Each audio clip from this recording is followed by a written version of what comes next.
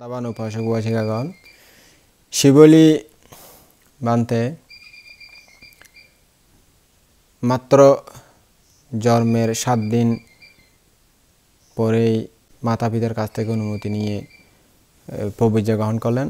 পবিত্র গ্রহণ করার সময় তিনি যখন চুল কাটতেছিলেন, কেসালমা বলতেছিলেন, তখন এক টানে সুতাবতী, দ্বিতীয় টানে সকিতাগামী, তৃতীয় টানে অনাগামী, চতুর্থ টানে অরহত্ব ফল লাভ করেছিলেন। তো অরহত্ব লাভ করার ফলে তার অনেকগুলো তিনি প্রীতিগাথা উচ্চারণ করলেন। আসলে একটা বিষয় এখানে আমি বলি যে শিবলি বানতে 7 দিন মাত্র বয়সে কিভাবে অরহত্ব ফল লাভ করতে পারলেন, সেটা আপনাদের অনেকের সন্দেহ আসতে পারে। আমাদের ধর্মে আছে যে 7 বছরের আগে লোকোত্তর জ্ঞান লাভ করার মতো কার্যক্ষমতা বা সক্ষমতা অর্জন হয় না একজন সত্যের, একজন মানুষের। তো এটা শিবলি কীভাবে পারলেন? 7 বছরের আগে কিন্তু পারে না। 7 বছর বয়স হলে তবেই এই লোকোত্তর জ্ঞান বোঝার মতো, অবিদ্যা, তৃষ্ণা, বিমুক্তি, নির্বাণ এগুলো বোঝার মতো সক্ষমতা অর্জন হয়। তো উনি যদিও বা এখানে 7 দিন হয়েছেন, কিন্তু উনি 7 বছর মায়ের পেটে ছিলেন। 7 বছর 7 মাস 7 দিন। তো ওগুলো ধরলে ওখানেই মায়ের পেটেই সক্ষমতাটা অর্জন হয়ে গিয়েছিল তার। সেই কারণে তিনি এই সারিপুত্র বান্তের সাথে যে আধ্যাত্মিক আলোচনাগুলো করতেছিলেন সেগুলো উনি বুঝে ফেলেছেন, বুঝে আধ্যাত্মিকভাবে উত্তর দিয়েছেন, লোকোত্তরভাবে উত্তর দিয়েছেন। তিনি এগুলো বুঝতে পেরেছেন বিদায় পরিপক্কতা ওখানে হয়ে গিয়েছিল মায়ের পেটে। এগুলো এই জন্যই এগুলো বুঝে উত্তর দিয়েছিলেন। তো সেটা আপনারা বুঝে নেবেন। 7 দিনের বাচ্চাকে তো প্রবেশে দেওয়ার নিয়ম বুদ্ধ দেননি, কিন্তু ওইভাবে ওনাকে কীভাবে দিতে পেরেছিলেন? যেহেতু উনি 7 দিন না, উনি আমাদের প্রবেশে দেওয়ার বা ভিক্ষু বানানোর যে বয়সটা হয় ওটা হলো প্রতিসন্ধি যখন নেয় তখন থেকে ধরে নেওয়া হয়, অর্থাৎ প্রতিসন্ধির পরেই হিসাব করা হয় বয়সটা আমাদের ভিক্ষু শ্রমণ করানোর সময়। তো এই হিসাবে 7 দিন পরে হলেও এটা 7 দিন ধরলেও এটা ওই প্রতিসন্ধি হিসাবে গণনা করলে 7 বছর 7 মাস 7 দিন এটা হিসাব করা হয়। তো তখন উনি পরিপক্কতা অর্জন করেছিলেন বিদায় সেই লোকোত্তর বিষয়গুলো উনি বুঝতে পেরেছিলেন এবং প্রব্রজ হওয়ার সময় উনি মার্গ লাভ করতে সক্ষম হয়েছিলেন। তো এটা আপনারা বুঝে নেবেন। তো এরপরে অনেকগুলো তার মুক্তি লাভ করে, বিমুক্তি লাভ করে অনেক প্রীতিগাথা উচ্চারণ করলেন, তার মনে ভাব ব্যক্ত করলেন, তারপরে প্রবজিত হয়ে গেলেন। এরপরে কি হলো শুনুন। সৌম্যোজ্জ্বল মহাপুণ্যবান শিবলি বান্তে মহোদয় প্রবজ্জার পর হতেই অসামান্যভাবে ভিক্ষু সঙ্গের লাভ সৎকার বর্ধিত হয়েছিল। দান ধর্ম বেশি পাচ্ছিল আর কি ওই শিবলি আসার পর থেকে। বান্তে মহোদয় যেদিকে যেতেন সেদিক হতে দেবতা ও মনুষ্যগণ প্রচুর পরিমাণে দান করতেন। শিবলি বান্তে মহোদয়ের সহায়তায় ভিক্ষু সঙ্গের অনেক অভাব অভিযোগ মিটিয়ে যেত। ভিক্ষু সঙ্গ বান্তে মহোদয়ের লাভ সৎকার দেখে, তার দানের ফারামি দেখে আশ্চর্যান্বিত হয়ে তার ভূয়সী প্রশংসা করতেন। তথাগত বুদ্ধের শাসনে যেসব কুলপুত্র প্রবেশ গ্রহণ করেছেন তাদের মধ্যে সুপ্রভাষার পুত্র শিবলি ছিলেন লাভীদের মধ্যে অগ্রগণ্য, সর্বশ্রেষ্ঠ। একসময় শিবলি বান্তে তার নিজের পুণ্যফল পরীক্ষা করার জন্য বুদ্ধের নিকট গিয়ে বন্দনা করে প্রার্থনা করে বললেন, বান্তে ভগবান, আমি আমার পুণ্য পরীক্ষা করতে ইচ্ছা করি। আমার সহযোগী হওয়ার জন্য 500 জন ভিক্ষু প্রার্থনা করছি আপনার থেকে।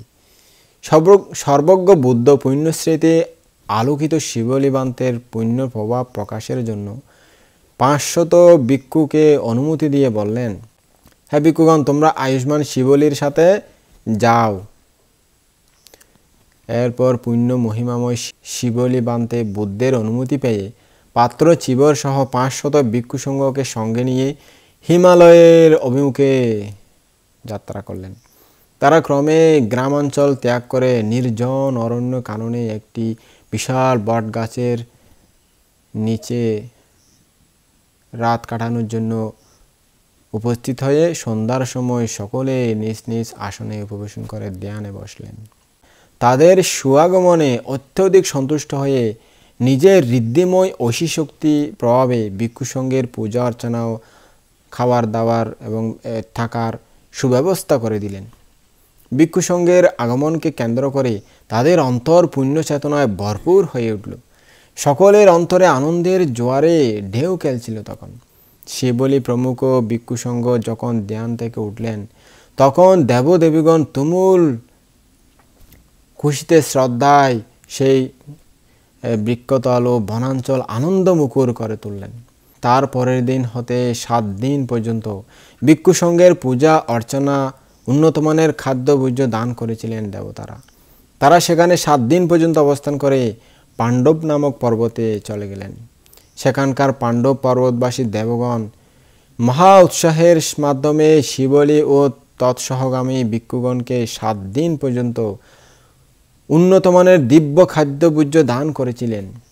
এরপর ভিক্ষু সংঘ শিবলি বান্তে অচিরবর্তী নদীর তীরে উপনীত হলে নদীবাসী দেবতাগণ নাগগণ তাদের বহু পূজা উপচার ও দানীয় বস্তু নিয়ে পূজা সৎকার করলেন তাদেরকে।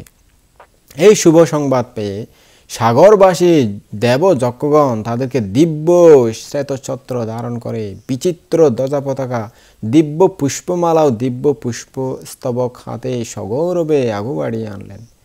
সেখানে সাগরবাসী দেবযক্ষগণ সসঙ্গ শিবলি বান্তাকে 7 দিন পর্যন্ত বিচিত্র দিব্য পুষ্প সম্ভার ও নানা রকম পূজা উপচারে পূজা করলেন। তারপর পুণ্যময় শিবলি প্রমুখ ভিক্ষু সংঘ হিমালয় অভিমুখে যাত্রা করলে হিমালয়বাসী দেব অপ্সরা অপ্সরীগণ গন্ধর্বগণ তাদেরকে সগৌরবে অভ্যর্থনা করে নিলেন অতিশয় আনন্দিত মনে, এবং তাদেরকে দিব্য পুষ্প বিতান ও দিব্য পুষ্প লতিকায় দিব্যাসন সম বৈচিত্র্যময় সৌন্দর্যে সুসজ্জিত পুষ্পাসনে বসিয়ে দান করলেন নানা রকম দিব্য দানীয় সম্ভার। সেখান থেকে তারা হিমালয়ের পাদদেশে চন্দন্ত হ্রদে উপনীত হলে তথাকার দেবগণ তাদেরকে অতি আগ্রহের সাথে 7 দিন পর্যন্ত উত্তম খাদ্যভোজ্য দান করেছিলেন।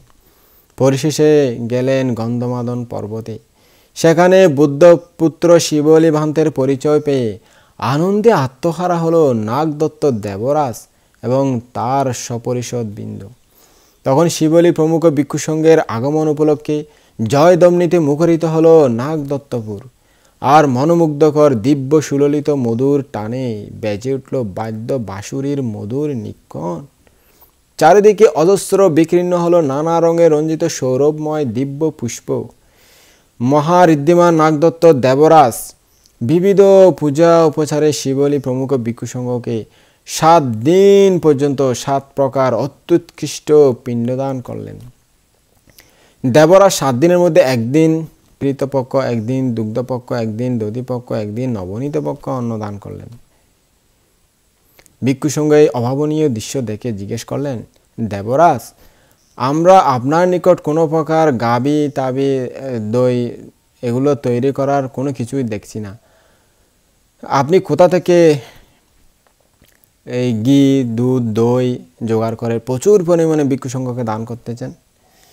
তখন দেবরাজ নিজের জাতিশ্বর জ্ঞানে বললেন, ভান্তেগণ, এর আগে যখন জগতে তথাগত কাশ্যপ সম্বুদ্ধ জন্মগ্রহণ করে দেবতা ও মনুষ্যগণকে স্বর্গ মুখ্য মার্গ সম্পর্কে উপদেশ দিয়েছিলেন, সেই সময় আমি সাধারণ দায়ক রূপে জন্মগ্রহণ করে কাশ্যপ বুদ্ধকে দুধবাদ দান করেছিলাম। সেই পুণ্যের ফলে আমি মহাঋদ্ধিশালী দেবতা রূপে জন্মগ্রহণ করেছি। আমি যখন যা ইচ্ছা করি তখন তা লাভ করে থাকি। জন্মান্তরের অপ্রমেয় পুণ্যভাবেই সসঙ্গ শিবলি প্রমুখ যেখানে গিয়েছিলেন সেখানেই লাভ করেছিলেন প্রভূত পূজা সৎকার দানীয় সম্ভার। ইহা পুণ্যবানের অচিন্তনীয় পুণ্যঋদ্ধি। পুণ্যপ্রভায় প্রভামণ্ডিত শিবলি ভান্তে মহোদয় 500 ভিক্ষু সংঘ সহ হিমালয় থেকে শ্রাবস্তীর জেতবনে অনাথপিণ্ডিক নির্মিত মৃগার মাতার বিহারে ফিরে আসলেন। ভিক্ষু সংঘ পুণ্যালয় বিকশিত শিবলি ভান্তে মহোদয়ের পুণ্য আলোকময় সাহচর্য লাভে কৃতার্থ হলেন, ধন্য হলেন এবং নিজেদেরকে মনে করলেন পরম সৌভাগ্যবান। একসময় ভিক্ষু সংঘ সম্মিলিত হয়ে মহালাভী শিবলি ভান্তেকে জিজ্ঞেস করলেন, আচ্ছা শিবলী বান্তে, আমরা ভিক্ষু সংঘ আপনার সঙ্গে হিমালয় পরিভ্রমণ করতে গেলে যে পূজা সৎকার সম্মান লাভ করেছি, যে দান শ্রদ্ধা লাভ করেছি, তা অতি আশ্চর্যের বিষয়। আর কখনো দেখিনি এমন বিস্ময়কর দান দক্ষিণা। এরপর ভিক্ষুসংঘ মহাপুণ্যবান শিবলীর লাভের বিষয় ভেবে চমৎকৃত আনন্দিত হলেন এবং জিজ্ঞেস করলেন, আপনি কোন পুণ্য ফলে এরকম সুখ স্বাচ্ছন্দ্য ও মহা লাভবান হয়েছেন? আমরা মনে করি আপনি স্বরাবিজ্ঞ প্রতিভাশালী মহাপুরুষ। জাতিশ্বর জ্ঞান আপনার নখদর্পণে, বৌদ্ধ শাসনে আপনার পুণ্য প্রতিভা অত্যুজ্জ্বল। সুতরাং আপনার অতীত জীবনের পূত চরিত্রের কথা আমাদের কাছে সবিস্তারে বর্ণনা করুন, আমরা একটু শুনতে চাই। পুণ্যাভিজ্ঞ শিবলী বান্তে মহোদয় এভাবে ভিক্ষুগণ কর্তৃক জিজ্ঞাসিত হয়ে বললেন, বন্ধুগণ, তবে মনোযোগের সাথে শুনো। আমি আমার আগের জন্মের কথা আপনাদের নিকট সুন্দরভাবে বলতেছি। এরপর বান্তে মহোদয় পূর্ব নিবাসানুস্মৃতি নামক জাতিশ্বর জ্ঞানযোগে কল্পান্তের অধিক যোগ দর্শন করতে লাগলেন।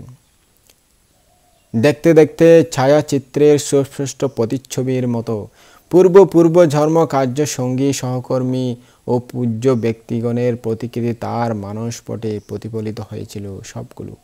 আর তিনি তা প্রাঞ্জল সাবলীল বাক্যে বিন্যাসের মাধ্যমে প্রকাশ করেছিলেন। কীভাবে ধানপারামি, শিলপারামি, সমাধিপারামি ও প্রজ্ঞাপারামি পূরণের মাধ্যমে তার এই সুখময় অবস্থা প্রাপ্ত হয়েছে, ইহার সকল অতীত কাহিনী তিনি সবাইকে বর্ণনা করে বললেন, বুঝিয়ে বললেন। দানশীল সমাধি প্রজ্ঞার আশ্চর্য ফলে চমৎকারী দেশনা শ্রবণী ভিক্ষুগণ আশ্চর্যান্বিত, বিমোহিত, উচ্ছ্বসিত হলেন এবং কি যেন এক মধুর অনুভূতিতে তাদের অন্তর ধর্ম মধুকোষে পূর্ণ হয়ে চিত্তভাব শান্ত, স্নিগ্ধ, মধুর হয়ে গেল, শিশির স্নাত পদ্মের মতো। শিবলীর পূর্ব কাহিনী শুনে সকলেই সাধু বাক্যে অভিনন্দন করলেন। সেই সাধু দ্বন্দ্বের শব্দ তরঙ্গ বিহার মণ্ডপ মুকুর করে তুলল। ভিক্ষুগণ হাস্যোজ্জ্বল মুখে তাদের আনন্দভাব জানিয়ে প্রসন্ন চিত্তে শিবলী বান্তে মহোদয়ের ভূয়সী প্রশংসা করতে লাগলেন।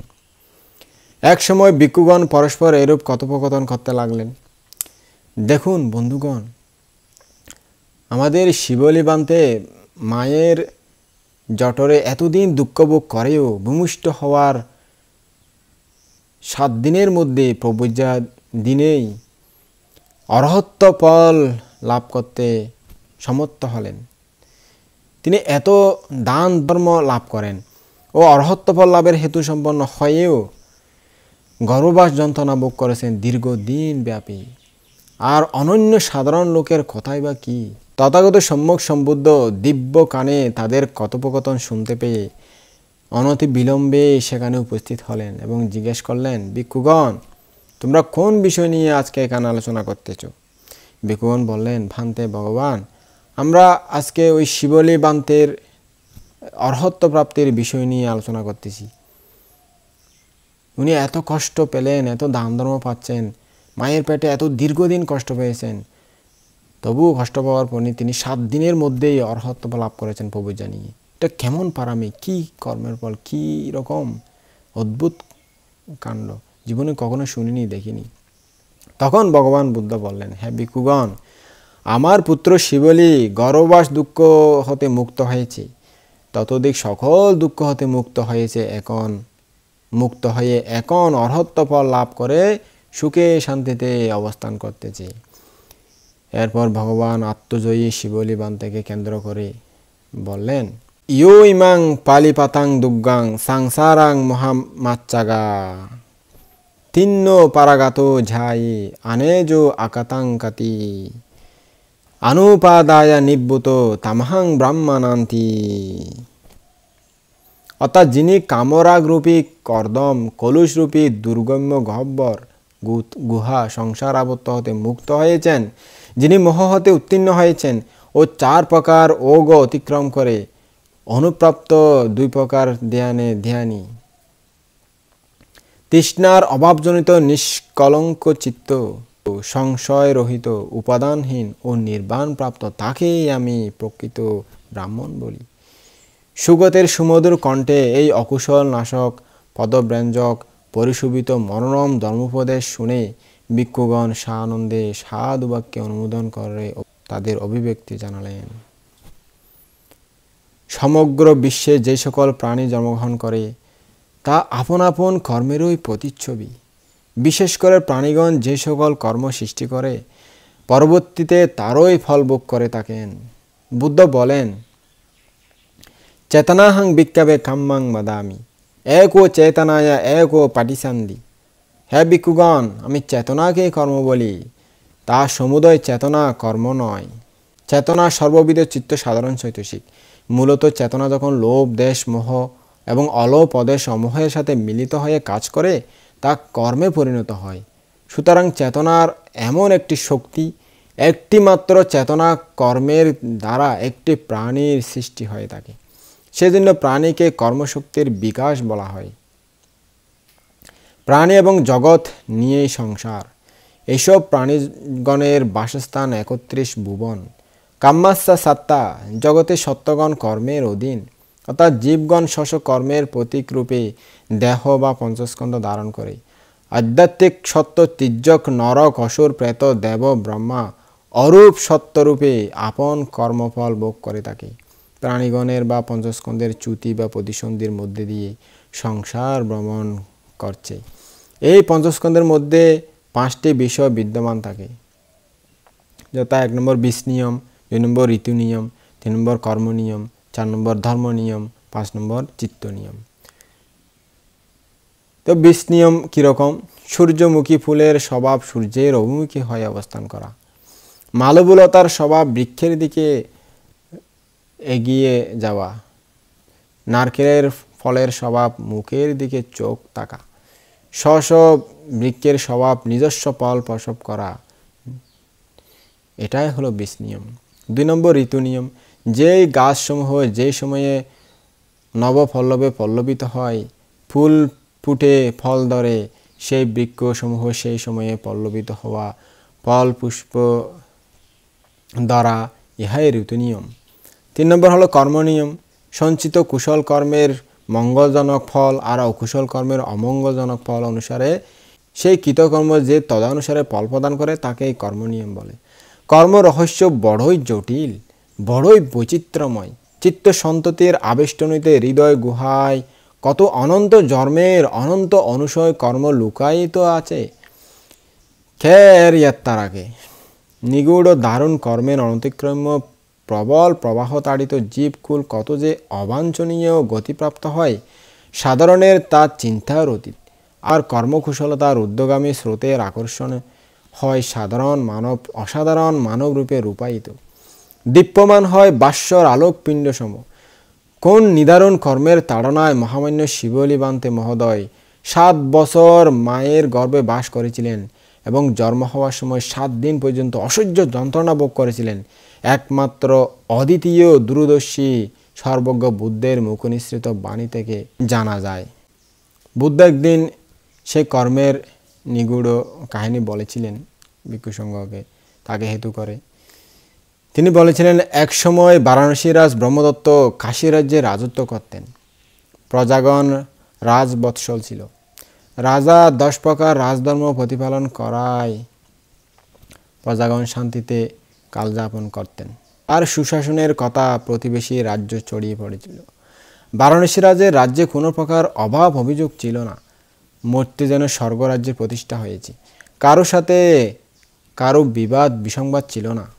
প্রতিবেশী আরেকজন রাজা বারাণসী রাজ্যের এই সততার পরিচয় শ্রী সৌভাগ্য দেখে ঈর্ষান্বিত হলো এবং সেই রাজ্য আক্রমণ করার জন্য বদ্ধপরিকর হয়ে সৈন্য সমাবেশ করে বারাণসী রাজ্য জয় করলেন। এতে বারাণসী রাজ ব্রহ্মদত্ত নিহত হলেন। তার একমাত্র ছেলে অজ্ঞাতবেশে ছদ্মবেশে একটি নর্দমা দিয়ে নালা দিয়ে পালিয়ে কোনো রকমে প্রাণে বাঁচলেন। ব্রহ্মদত্ত রাজের অগ্রমহিষীকে ওই শত্রুরাজ প্রধান মহিষীরূপে বরণ করেন। তিনি সিংহাসন আরোহণ করে রাজ্য শাসন করতে লাগলেন। এদিকে ব্রহ্মদত্ত রাজার ছেলে দূর প্রত্যন্ত প্রদেশে গিয়ে সৈন্য সংগ্রহ করে বারাণসী রাজ্যের পূর্বভাগে শিবির সন্নিবেশিত করে রাজ্য অবরোধ করলেন এবং রাজাকে লিখে সংবাদ পাঠালেন, হয় রাজ্য ছেড়ে দাও, না হয় যুদ্ধ করো আমার সাথে। শত্রুরাজ এই অতর্কিত অবরোধের জন্য মোটেই প্রস্তুত ছিলেন না। রাজ্যও ছাড়ব না, যুদ্ধও করব না। তারা এই চিন্তা করে নগরের ছোট ছোট গুপ্ত দরজা দিয়ে যাতায়াত করে পানি, কাঠ, টার্চ, প্রয়োজনীয় সামগ্রী সব আনতে লাগলেন। এগুলো এভাবে চলতে লাগলেন। রাজকুমারও 4টি বড় বড় দরজা আটকিয়ে পাহারা দিয়ে 7 বছর 7 মাস ওই রাজধানীটি অবরুদ্ধ করে রাখলেন। রাজকুমারের গর্ভধারিণী মা এই কথা শুনে পুত্রকে গোপনে সংবাদ পাঠালেন, যুদ্ধের প্রয়োজন নেই বাবা। নগরের লোকজন গুপ্তদ্বার দিয়ে নগরের ভিতর ও বাইরে যোগসূত্র রক্ষা করে নির্বিঘ্নে রাজ্যবাসীরা ভালো করে চলতেছে, জীবিকা নির্বাহ করতেছে। এই অবস্থায় তুমি নগরের ওই গুপ্তদ্বারগুলো বন্ধ করো, তাহলে খাদ্য, পানীয়, প্রয়োজনীয় উপকরণাদির অভাবে নগরবাসীরা কষ্ট পাবে। এতে তুমি বিনা যুদ্ধেই এই রাজধানী অধিকার করতে পারবে। ব্রহ্মদত্ত রাজকুমার মা জননীর এই গোপন সংবাদ পেয়ে 7 দিন পর্যন্ত বারাণসীর সমস্ত ছোট ছোট আসা যাওয়ার রাস্তাগুলো অবরুদ্ধ করে রাখলেন। নগরের সমস্ত গুপ্তদ্বারগুলো অবরুদ্ধ করার কারণে নগরবাসীরা বের হওয়ার সুযোগ না পেয়ে নগরের ভিতরে প্রজাগণ বিক্ষুব্ধ হয়ে, রাগান্বিত হয়ে, কষ্ট আর সহ্য করতে না পারে ওই রাজাকে হত্যা করে ব্রহ্মদত্তের রাজকুমারকে রাজ্য প্রদান করলেন। সেই জন্মে ব্রহ্মদত্ত রাজমহিষী ছিলেন সুপ্রভাষা, যার কূটবুদ্ধি দ্বারা শত্রুরাজ নিহত হয়েছিল। শিবলি বানতে ছিলেন ব্রহ্মদত্ত রাজকুমার। তিনি মায়ের চক্রান্তে নগরের গুপ্তদ্বার রুদ্ধ করেছিলেন, বন্ধ করে দিয়েছিলেন। সে অকুশল কর্মের ফলে মা ও পুত্র নরক যন্ত্রণা ভোগ করেছিল অনেকদিন। কর্মের বিচিত্র বিপাক, পাপের শাস্তি আর পুণ্যের পুরস্কার। অতীত জন্মে দানশীল ভাবনা অনুশীলনজনিত পুণ্যের ফলে অন্তিম জন্মে গৌতম বুদ্ধের সময়ে কৌলীয় বংশ রাজ পরিবারে জন্মগ্রহণ করেন। এরপর মহালী রাজপুত্রের রাজবধূরূপে আগমন করে রাজকীয় সুখৈশ্বর্য উপভোগের পর প্রাপ্ত বয়সে অন্তঃসত্ত্বা হলে 7 বছর 7 মাস 7 দিন গর্ভযন্ত্রণায় কষ্ট পেয়েছিলেন সুপ্রভাষা। এরপর মহাকারণিক তথাগতের আশীর্বাদে গর্ভযন্ত্রণা মুক্ত হন এবং শিবলী কুমারকে নিরাপদে সুখে জন্ম দিলেন। ইহাই হলো কর্ম নিয়ম। শুভ কর্মের ফল শুভ, অশুভ কর্মের ফল অশুভ ফল হয়। তো 4 নম্বর হলো ধর্ম নিয়ম। বুদ্ধিসত্ত্বগণ মাতৃগর্ভে প্রতিসন্ধি গ্রহণকালে, মাতৃকুক্ষি হতে নির্গমনকালে, সম্বুদ্ধি জ্ঞান প্রাপ্ত হওয়ার সময়, ধর্মচক্র প্রবর্তন করার সময়, পরিনির্বাপিত হওয়ার সময় যে 10,000 চক্রবাল কম্পিত হয় তাকে ধর্ম নিয়ম বলে। চিত্ত নিয়ম 5 নম্বর হলো চিত্ত নিয়ম। রূপাদি আলম্বন চক্ষু ইন্দ্রিয়াদির সঙ্গে সংঘর্ষিত হলে চিত্তের নিয়ম অনুসারে চেতনা উৎপন্ন হয়ে থাকে। আবর্জন চিত্ত উৎপন্ন হও, যবন চিত্ত উৎপন্ন হও বলে চিত্ত উৎপাদন করানোর কোনো কর্তা নেই, কারো আদেশে সেগুলো হয় না। অথচ আলম্বনের সাথে ইন্দ্রিয়াদের সংস্পর্শ হলেই নিজস্ব ধর্মানুসারে চিত্ত উৎপন্ন হয়ে থাকে। ইহাকে চিত্ত নিয়ম বলে। 12 প্রকার নিদানে বলা হয়েছে ক্লেশচক্র কর্মচক্রের উপনিশ্রয়, কর্মচক্র বিপাক চক্রের উপনিশ্রয়, এরূপে আবার বিপাক চক্রের উপনিশ্রয়ে ক্লেশচক্রের সমুদয়, আবার কর্মচক্র বিপাক চক্র। এই নিয়মে যুগপথ উচ্ছিন্ন উৎপন্ন হয়ে চলছে। কার্যকারণ চক্রে চক্রান্বিত হয়ে এগুলোকে স্তব্ধ করে দিতে হলে মধ্যম পথ অনুশীলন করতে হবে, যা শীল সমাধি প্রজ্ঞা নামে অভিহিত। এই পথেই মহামান্য শিবলী বান্তে মহোদয় জীবমুক্ত জীবন লাভ করেছিলেন এবং আরও লাভ করেছিলেন লাভী ভিক্ষুগণের মধ্যে লাভী শ্রেষ্ঠ উপাধি। অগ্রশ্রাবক সারিপুত্র বান্তে মহোদয়ের গৃহী জীবনে 87 কোটি ধন সম্পত্তি ছিল। তিনি ওই সম্পত্তিগুলো পরিত্যাগ করে ব্রহ্মচর্য ধর্মের দীক্ষা নিয়েছিলেন। সারিপুত্র বান্তের চালা, উপচালা ও শিশু উপচালা নামে 3 জন বোন ছিল এবং চন্দ্র ও উপসেন নামে 2 জন ভাই ছিল। তারাও সংসার ধর্মের নশ্বরতা উপলব্ধি করে সংসার ত্যাগ করে ব্রহ্মচর্য ধর্মের দীক্ষা নিয়েছিলেন। তার আরেকজন সর্বকনিষ্ঠ ভাই আছে, তার নাম ছিল রেবত। তার মা রূপসারী ব্রাহ্মণী সারিপুত্র বান্তের উপর বড়ই অসন্তুষ্ট, কেননা তিনি একে একে তার সকল পুত্র কন্যাকে প্রব্রজ্যায় নিয়ে গেছেন। শুধুমাত্র রেবত এখনও অল্প বয়স্ক, সেজন্য তাকে এখনও প্রব্রজ্যা দিতে পারেনি। রেবতের বয়স যখন 7 বছর, তখন তার মা চিন্তা করলেন, আমার 2টি ছেলে ও 3টি মেয়ে ব্রহ্মচর্য অবলম্বন করে আধ্যাত্মিক জীবন সাধনায় নিমগ্ন।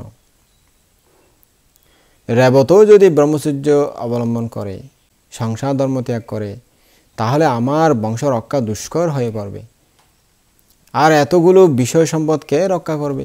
এই চিন্তা করে তিনি ছোট ছেলে রেবতের বিয়ের আয়োজন করলেন এবং তাদের সমান কুল, জ্ঞাতি, গোত্র সম্পত্তির বিচার করে তাড়াতাড়ি একটি সুন্দরী পাত্রে নির্বাচন করলেন।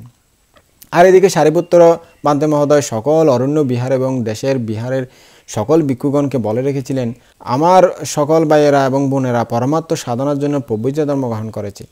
আমাদের সকলের ছোট ভাই রেবত এখনও বাড়িতে সংসার জীবনে রয়ে গেছে, সুতরাং সে আমাদের সকলের সম্পত্তির উত্তরাধিকারী। তবে তারও যদি প্রব্রজ্যা ধর্মে মতি হয়, ইচ্ছা তাকে কারো নিকট প্রব্রজ্যা নিতে আসে, তাহলে দেরি না করে ভিক্ষু সঙ্গের যে কেউ তাকে প্রব্রজ্যা প্রদান করবে। আমার মা মিথ্যা দৃষ্টি সম্পন্না, তাই আমার মায়ের অনুমতির প্রয়োজন হবে না। আমি বড় ভাই, আমি অনুমতি দিচ্ছি। যারা নিজ পুত্রকে মুক্তির পথে বাধা দেয়, তারা পুত্রের হিতও চায় না, চায় কেবল নিজের স্বার্থ। সত্যান্ত মাতা পিতার অনুমতিতে বা বিনা অনুমতিতে কিছু আসে যায় না। আমি আমার ভাই বোনদের অভিভাবক, আমার অনুমতিতেই আপনারা রেবতকে প্রব্রজ্যা দিয়ে দেবেন।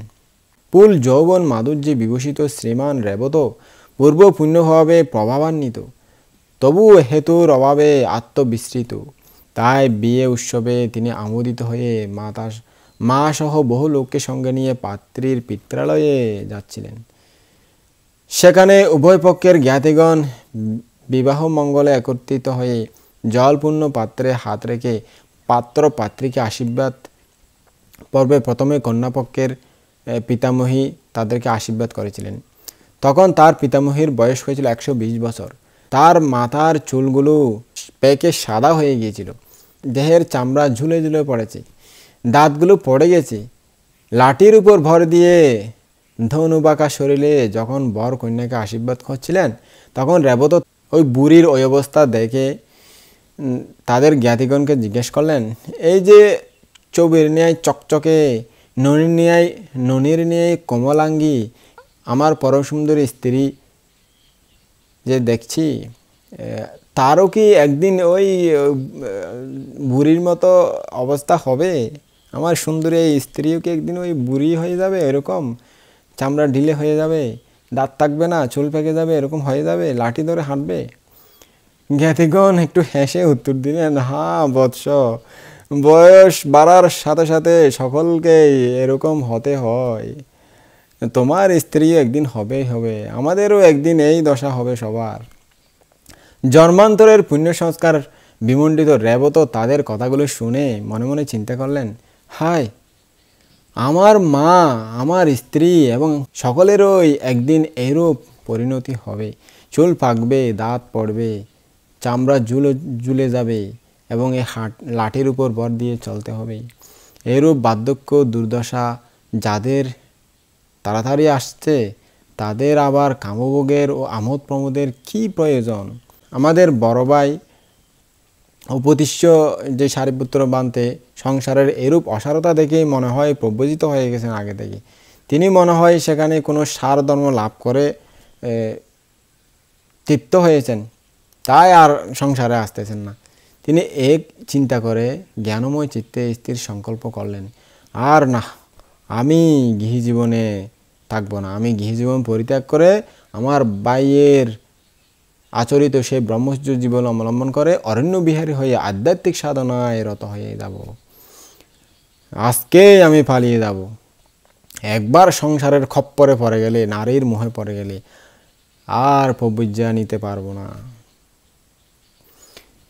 এরপর তিনি ওই সোনার পালকিতে উঠে পাত্রীকে নিয়ে আপন পিত্রালয়ে ফেরার পথে মনে মনে ভাবলেন, এরূপ নজরবন্দি জীবন হতে কিভাবে মুক্তি হতে পারি। হঠাৎ তার মনে খেয়াল চেপে বসলো, তিনি মল ত্যাগের ভান করে ওই পালকির বাহকগণকে বললেন, বন্ধুগণ, আমাকে একটু মলত্যাগ করতে হবে। এই বলে তিনি পালানোর পথ করছিলেন, কিন্তু তার আত্মীয় স্বজনগণ তার প্রতি সজাগ দৃষ্টি রাখলেন, সে যেন অন্য কোথাও যেতে না পারে। অনিত্যদর্শী রেবত সুযোগ না পেয়ে আবার এসে ওই পালকিতে উঠে বসলেন। এভাবে তিনবার জুপে প্রবেশ করলেন, সুযোগ না পেয়ে আবার ওই পালকিতে উঠে বসলেন। চতুর্থবারে তার আত্মীয় স্বজনগণ ভাবলেন, এরূপ বারে বারে মলত্যাগ করতে যাওয়া মনে হয় তার অতিসার রোগ হয়েছে, অর্থাৎ ডায়রিয়া হয়ে গেছে আর কি। আর সে যাবেই বা কোথায়? তার প্রিয়তমা স্ত্রীর মুখ দেখে সে মোহিত হয়ে গেছে মনে হয়। এইভাবে তারা আর পাহারা দিলেন না। বুদ্ধিমান রেবত সুযোগ বুঝে জোপের ভিতর দিয়ে পালিয়ে গেলেন। যেতে যেতে অরণ্যের এক স্থানে 30 জন ভিক্ষু বাস করছেন দেখে তাদের নিকট উপস্থিত হয়ে বন্দনা করে বললেন, ভান্তে, আমাকে প্রবজ্য প্রদান করুন। তো ভান্তেরা বললেন, আবুসু, তুমি তো দেখছি সর্ব অলঙ্কারে বিভূষিতা, তুমি কি রাজপুত্র নাকি মন্ত্রীর পুত্র তা তো জানি না, কিভাবে তোমাকে প্রবজ্য দেব অনুমতি ছাড়া? ভান্তে, আপনারা আমাকে জানেন না? না, তোমাকে তো জানি না, চিনতে পারছি না তো। আরে ভান্তে, আমি উপতিষ্যের ছোট ভাই। ওই উপতিষ্য আবার কে? ভান্তে, ভিক্ষুগণ আমার ভাইকে সারিপুত্র ভান্তে বলে জানেন, সেই জন্য আমি উপতিষ্য বললে আপনারা চিনতে পারতেছেন না মনে হয়।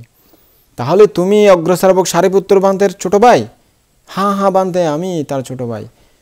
এরপর ভিক্ষুগণ রেবতের পরিচয় পেয়ে আশ্বস্ত হলেন এবং নিঃসংকোচে তাকে তিসরণ মন্ত্রে প্রতিষ্ঠিত করে প্রব্রজ্য ধর্মে দীক্ষা প্রদান করলেন।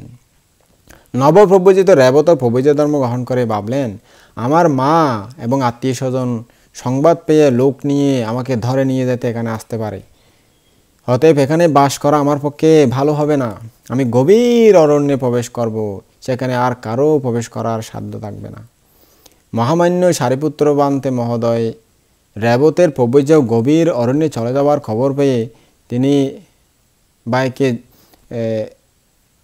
দেখার জন্য ভগবানের নিকট উপস্থিত হয়ে বললেন, ভান্তে ভগবান, আমার ছোট ভাই রেবত অরণ্যবিহারী ভিক্ষুদের নিকট প্রব্রজ্য গ্রহণ করেছে, আমি তাকে একটু দেখতে যেতে চাই। ভগবান বললেন, সারিপুত্র, তুমি কিছুদিন অপেক্ষা করো, আমিও তোমার সাথে তাকে দেখতে যাব। নির্বাণ আকাঙ্ক্ষী রেবত উপাধ্যায় থেকে অনুমতি ও কর্মস্থান ভাবনা গ্রহণ করে গভীর কাঁটাযুক্ত বিশাল বনারণ্যে প্রবেশ করলেন।